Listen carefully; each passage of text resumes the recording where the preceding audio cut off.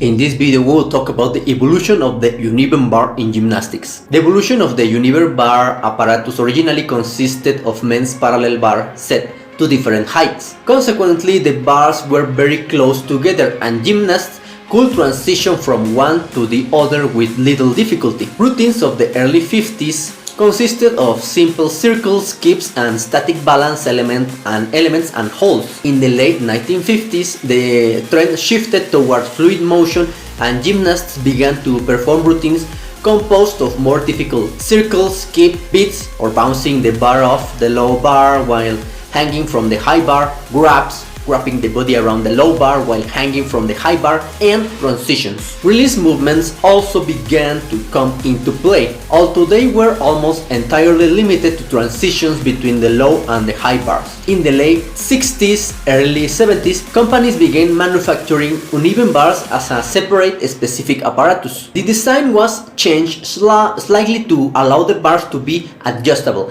with tension cables that held the apparatus to the floor. As a result of this change, coaches could set the bars further apart. Additionally, the circumference of the bars themselves decreased, allowing gymnasts to grasp and swing from them with greater ease. As other events in gymnastics increased in difficulty, so did the uneven bars. Gymnasts and coaches began experimenting with elements, attempting more challenging dismounts, and adapting movements from men's horizontal bar or high bar. In 1972, Olga Korbut pioneered the Korbut flip, the first high bar salto release move. Nadia Comaneci continued the trend with her original Comaneci salto at the 1976 Olympic Games in Montreal and advanced handstand elements 4 years later. The giant swing, the staple of high bar in men's gymnastics, was also adopted into the women's code of points and quickly became a basic uneven bar skill. By the mid-80s, routines had become so based on swing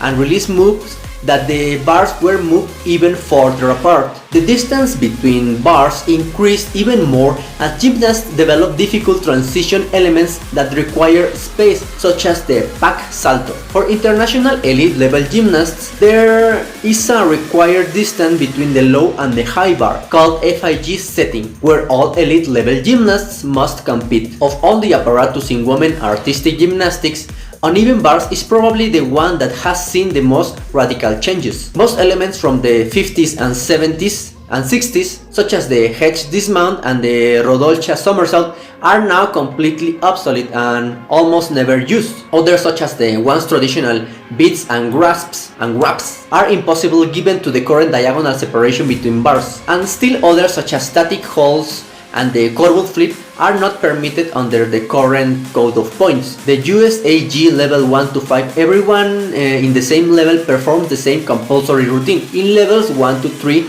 the gymnasts stay only on the low bar. Once the gymnast reaches the level 4, she used both the low and the high bar. In levels 6 through elite, gymnasts and coaches make their own routines with specific requirements using both of the bars. In Gymnastics Australia, gymnasts in levels 1 to 6 set routines that are scored out of 10. In levels 7 to 10, an elite gymnast perform optional routines that adhere to the set guidelines that meet certain requirements. Well, that's all for this video. If you like it, please like, share, and subscribe.